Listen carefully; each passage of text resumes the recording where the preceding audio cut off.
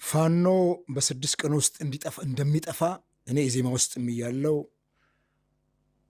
እናወራ ነበር ነው የኮሪደር ሮሌም በ6 ቀን ውስጥ ይጠፋል በቃ ተጠብቁ እንዲያውም እስከ ቅዳሜ ምናምን የሚል ነገር ሁሉ ነው። እና እኔ ያንተ ግምገማ ነበር ያለ እኔ ግምገማ አይደለም። እንዴት ነው አንተ አንድ ተራ አገር ያስቸገረ ሽፍታ እንኳን እኮ እንዲ በ6 ቀን አይጠፋም። በፍጹም አንድ ሽፍታ እኮ ነው የምልህ። አንድ ሽፍታ ኢህአዴግ የገባ ወቅት ላይ አንድ ሽፍታ ነበር በዚህ በአገረ ማርያም በቡሌ ሆራ መስመር ላይ ስሙ ጠፋብኝ ረጅም ጊዜ ስለቆየ 2-3 ዓመት አገር ያስቸገረ ሽፍታ ነው። በኋላ የኢህአዴግ ሰራዊት ነው ከቦ የገደለው። እሱ ከቦ ገሎት ቀብሩ ላይ ግን የእሱ ጀግንነት ነው የተወራው። ሽፍታ ከሆነ አገር ሴቶች በዚህ ደረጃ አንድ ሽፍታ እንኳን 2-3 ዓመት ይዋጋል ጫካ ይዞ ስትራቴጂክ ቦታ ስለያዘ። እኔ በዚህ ቀን ውስጥ አሁን የ7 ቀን ዘመቻ ደስ ይለናል። በ7 ቀን ውስጥ የፋኖን ኃይል ደምሰው ኢትዮጵያን ነጻ አውጥቶ አገር ሰላም ከሆነች በል ጥሩ ነው። እንደው ለማጥፋት ሳይሆን ለማዳከም ያለመ ይመስላል ከመግለጫዎቹ። ስታዳክመውም እኮ ያው ተነስቶ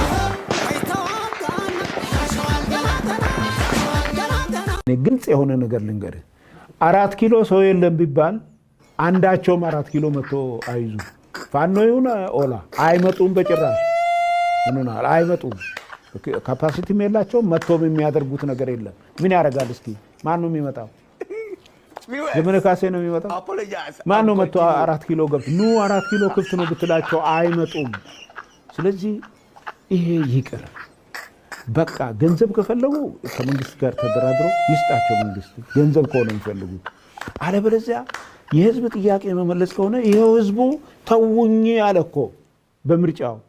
ይተውት፣ ሰላም እናምጣ። ሰላም ካልመጣ አሁን መጨረሻው መጨራረስ ካልሆነ በስተቀር ውጤቱ አሸናፊ ተሸናፊ የሚባል ነገር የለውም። ጤና ይስጥልን ውድ የአሌክስ አፍሮ ቤተሰቦች፣ እንዴት ሰነበታችሁ? እንደምን አላችሁ? እኛ አለን እግዚአብሔር ይመስገን፣ ክብሩ ይስፋ ለፈጣሪ። እንግዲህ እስከ ዛሬ ድረስ እጅግ በጣም ለረጅም ጊዜ ቪዲዮ መስራትና መልቀቅ አልቻልንም፣ ወደ እናንተ ማድረስ አልቻልንም ነበረ። ያንን ያላደረግንበት እጅግ በጣም በርካታ ምክንያቶች አሉ። እነሱን ወደፊት በሰፊው የምንነግራችሁ ይሆናል። ለማንኛውም ዛሬ አስገራሚ የሆኑ በጣም አስደናቂ የሆኑ ቪዲዮዎችን ይዘንላችሁ መጥተናል። ቪዲዮውን እስከ መጨረሻ እንድትመለከቱት እየጋበዝናችሁ፣ እንዲሁም በመግቢያው ላይ እንደተመለከታችሁት እንግዲህ ስለምን አይነት ቪዲዮ ይዘን እንደመጣን ትገምታላችሁ ብለን እናስባለን። እስኪ ቪዲዮዎቹን አይተን ከጨረስን በኋላ ተመልሰን እንገናኛለን። ወደ ቪዲዮዎቹ እንሂድ። ጤና ይስጥልኝ፣ እንዴት ሰነበታችሁ? በአማራ ፋኖ ብሔራዊ ንቅናቄ ቴዎድሮስ እዝ 206ኛ ኮር 34ኛ ክፍለ ጦር የመጀመሪያ ዙር ኮማንዶ ተመራቂዎች ከ6 ወር ጠንካራ ወታደራዊ ስልጠና በኋላ ለምርቃት በመብቃታችሁ እንኳን ለዚህ ቀን አበቃችሁ፣ እንኳን ደስ አላችሁ እላለሁ። እናንተ የምትመረቁበት ዛሬ ሐምሌ 26 ቀን በአማራ ህልውና ትግል ውስጥ እጅግ ታሪካዊ ከሚባሉ ቀኖች አንዱ ነው።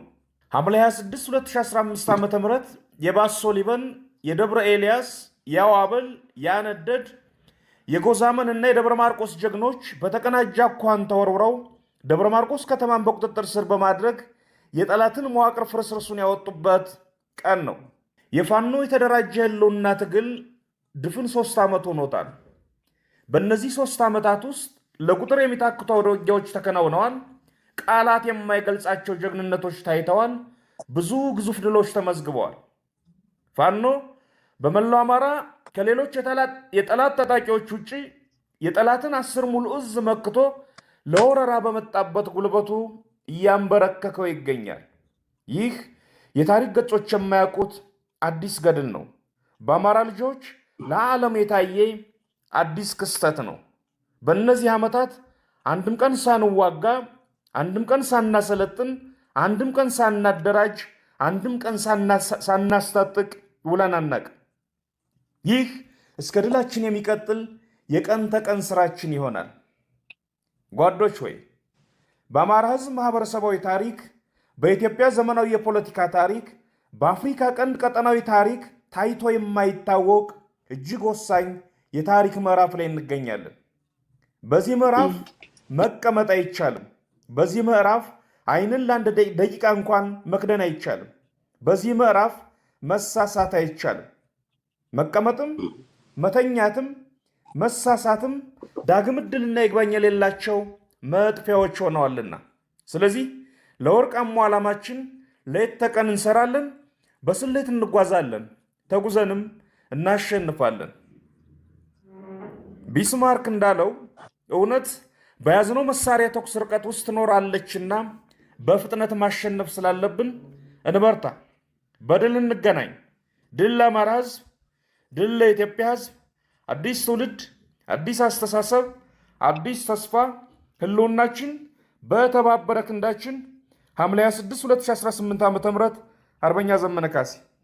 አርበኛ ዘመነ ካሴ የተናገረውን በደንብ ሰምታችኋል ብለን እናስባለን። አሁን ደግሞ አርበኛ ዝናቡ የሚናገረውን በጥሞና እንድታዳምጡት እንጋብዛችኋለን። እንደምን አላችሁ? ለአማራ ፋኖ ብሔራዊ ንቅናቄ ቴዎድሮስ ዕዝ 206ኛ ኮር 34ኛ ክፍለ ጦር ተመራቂ አባላት እንኳን ለዚህ ታላቅ የምረቃ ቀን በሰላም አደረሳችሁ። የተከበራችሁ የድርጅቱ አመራሮች፣ የተከበራችሁ የኮር አመራሮች፣ የተከበራችሁ የክፍለ ጦርና የሻለቃ አመራሮች እንዲሁም አባላት፣ ጥሪ የተደረገላችሁ እንግዶች እንኳን ለዚህ ፕሮግራም በሰላም አደረሳችሁ። ውድ ተመራቂዎች፣ ዛሬ የምትመረቁበት ወታደራዊ ስልታዊ ስልጠና የጽናታችሁ የቁርጠኝነታችሁና ለዓላማችሁ ያላችሁን ታማኝነት የምታረጋግጡበት ነው። በረሃውን፣ ቁሩን፣ ዝናቡንና ተራራውን ፈተናውን አልፋችሁ ለዚህ የፋኖነት ክብርና ማዕረግ በመብቃታችሁ ታላቅ ኩራት ይሰማናል። ይህን ስልጠና ስትወስዱ እጅግ ብዙ ፈተናዎችን የተሻገራችሁ በመስዋዕትነት የተጀመረውን ስልጠና በጽናት ለመጨረስ የከባድ መሳሪያ ጥቃትና የጠላት ሁሉን አቀፍ ወረራና ዘመቻ በመቋቋም ጭምር ነው። የተከበራችሁ የ34ኛ ክፍለ ጦር ተመራቂ አባላት፣ ጽናትና ጀግንነት በስልጠና ወቅት ያሳያችሁት ድንቅ ተጋድሎና ዲሲፕሊን ለቀጣይ ጉዟችሁ መነሻና የጥንካሬያችሁ መሰረት ነው። ህዝባዊ ዓላማ የተቀበላችሁት ወታደራዊ ዕውቀትና ክህሎት የህዝባችሁን ክብር፣ ህልውናና ደህንነት ለማስጠበቅ የሚደረገውን ትግል በበለጠ ብቃትና ዕውቀት ለመምራት ያስችላችኋል። አንድነትና ህብረት በአንድነትና በህብረት በወንድማማችነት መንፈስ የታነጸው ኃይላችሁ ለማንኛውም ፈተና የማይበገር የብረት ግንብ ነው። ጀግንነት በቃል የሚነገር ሳይሆን በድርጊትና በጽናት የሚረጋገጥ እውነት ነው። ስለሆነም የወደፊት ጉዟችሁና አደራዬ ዛሬ ስልጠናችሁን ስታጠናቅቁ ኃላፊነታችሁና አደራችሁ ከበፊቱ ይበልጥና የጎላ ይሆናል። የተከበራችሁ የ206ኛ ኮር 34ኛ ክፍለ ጦር ተመራቂ አባላት፣ ዲሲፕሊንና ስነ ምግባር የትግላችሁ መመሪያ በማድረግ የህዝብ ወገንተኝነትን በድርጊታችሁ በማስመስከር በቴክኒክና ታክቲክ የበሰለ ውጊያን በመምራት የህዝባችሁ ኃይል የህዝብ አለኝታነታችሁን ታረጋግጣላችሁ። በመጨረሻም ቀጣይ ለሚሰጣችሁ ሁሉን አቀፍ ድርጅታዊ ግዳጅ ራሳችሁና ስነልቦናችሁን እንድታዘጋጁ አደራ ማለት እወዳለሁ። ለህዝብ ህልውናና ለፍትህ የምታደርጉት ጉዞ በድልና በብርሃን የተሞላ ይሁን። ክብርና ሞገስ ለትግሉ ሰማዕታት። አዲስ ትውልድ፣ አዲስ ተስፋ፣ አዲስ አስተሳሰብ። ዝናቡ ልንገረው።